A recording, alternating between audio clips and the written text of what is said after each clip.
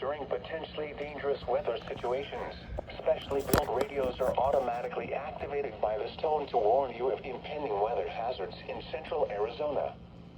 Tests of these radios are normally conducted every Wednesday between 11 a.m. and noon. If there is a threat of, or existing severe weather in your area Wednesday, this test will not be conducted. Reception of this broadcast and the warning alarm will vary at any given location. To provide the most consistent warning service as possible, this warning alarm will only be activated for watches and warnings affecting Maricopa and Northwest Pinal counties.